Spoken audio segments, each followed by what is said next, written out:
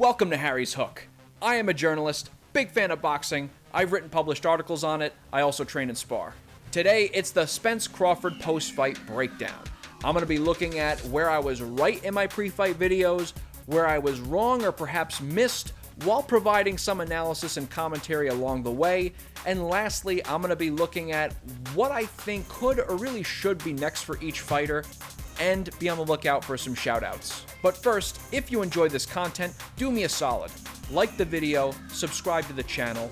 I appreciate your support. Now, Eminem introduced Terence Crawford and walked him to the ring while Lose Yourself played. And Bud's performance certainly lived up to the lyrics of that song. He really captured the moment, put on his best performance. But there are other Eminem songs, at least song titles, that I think describe that performance at least just as well. If we look to the Marshall Mathers LP, Kill You comes to mind. If we skip towards the end of the album, there's a song called Criminal. And that is a word that comes to mind when I reflect on Bud's performance. We witnessed a criminal act that night. Okay, Errol Spence did not deserve to be sunned in that kind of way. I mean, it seemed like a homicide. At the end of the fight, even my dad said that was manslaughter at least. So let's start with my most important correct prediction leading into the fight. At the end of the day, I am rolling with Bud Crawford. I picked Crawford to win, and thank heavens I did. That's a victory lap for me. However, I can't give myself full credit because I did say I see Crawford winning probably by decision because of Spence's toughness. Now, I did think Bud could stop Spence, but I was rather cautious because I really did think this was going to be a competitive fight. Myself and many others were wrong about that. Bud separated himself emphatically. Part of my justification for picking Crawford was he's more versatile, and in that deep toolbox, I think he has what he needs to deal with Spence. So what did Crawford do? He reached into that toolbox and he decided, you know what? Everyone, including Harry, is talking about how great Spence's jab is, so I'm gonna go ahead and show the world I'll out-jab him.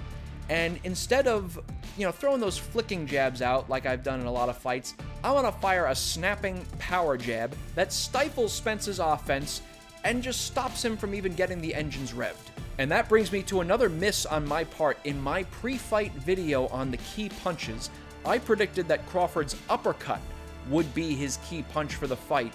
And I had a few different reasons for that, and including this one. And as Spence works his way inside, he's really going to have to look out for Crawford's practiced and excellent counter uppercut. Lo and behold, we saw that in Bud's second knockdown. Spence was aggressively pressing forward, so Crawford caught and dropped him with a beautiful counter uppercut. But I can't in good conscience lie to the viewers. Crawford's uppercut was not his key punch that night, it was his outstanding jab. It constantly disrupted Spence and mashed his face. Crawford's jab was quicker, sharper, and more accurate. In fact, he landed it at an absurd 42% rate. That's according to CompuBox, so grain of salt, but sweet Maria, that's high. And that first knockdown, while I know it was technically a jab, Crawford had already thrown the rear straight, which loaded up his lead shoulder, making that jab more of a power punch. We've seen guys like Sergey Kovalev make good use of this technique. In my preview and prediction video, I did make mention of Crawford's excellent counterpunching abilities, and boy did he ever put on a clinic, including some lovely catch and counters that did wind up hurting Spence. I also must applaud his sublime punch accuracy. We can see him landing combos at various distances while moving his feet. Gorgeous stuff.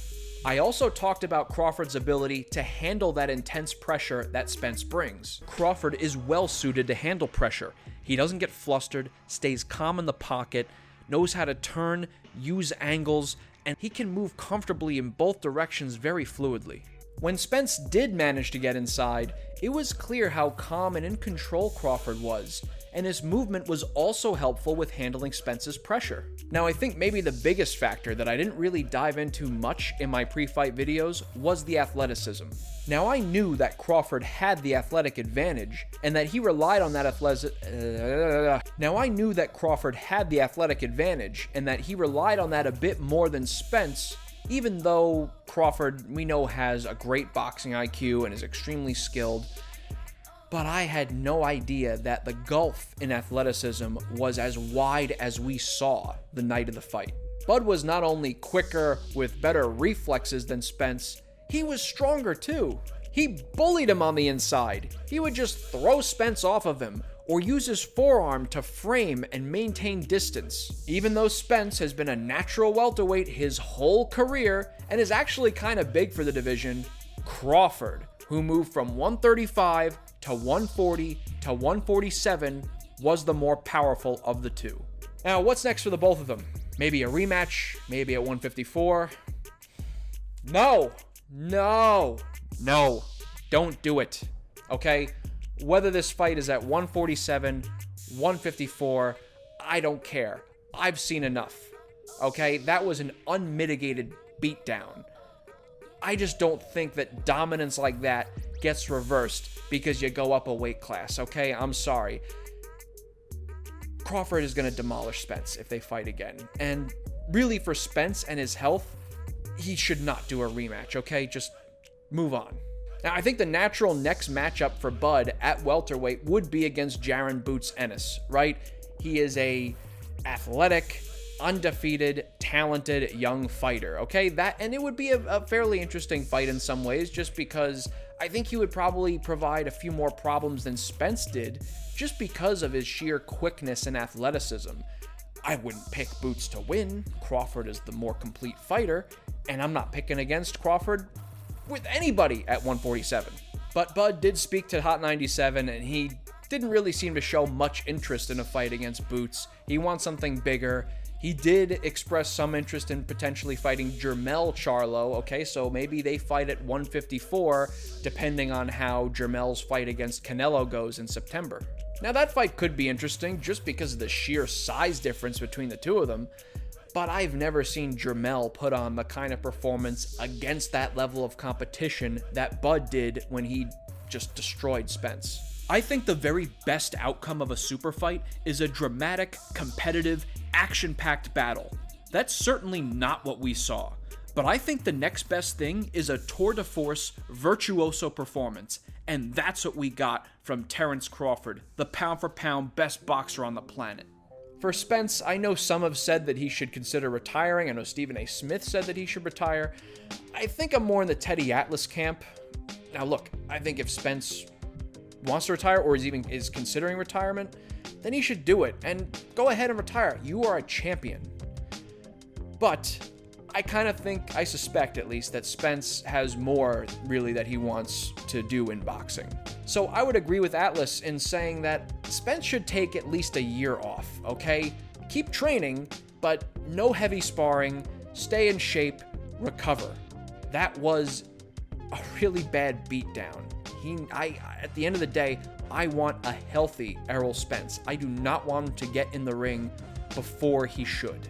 Again, I think it's important to give major props to both men for making this super fight happen, okay? Together, they performed a holy sacrament for the sport, and a grateful boxing nation salutes you. Or at least this thankful boxing fan does.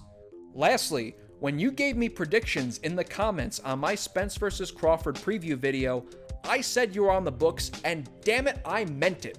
So a few shoutouts are in order, and I will say if I butcher your name, too bad. Okay, I'll be reading from my notes here. Drew Washington had Bud by KO in 8. Michael Smith had Bud in 10. Tony Fortune had Bud in 9 or 10. Joe Seifer had Bud in 8 or 9. Jason Green had Bud in 9 to 11. Dollar Bill had Bud in 7, and user duh6 something had Bud in 11. Good stuff.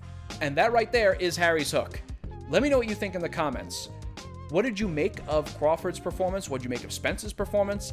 And what do you think each of them should do next?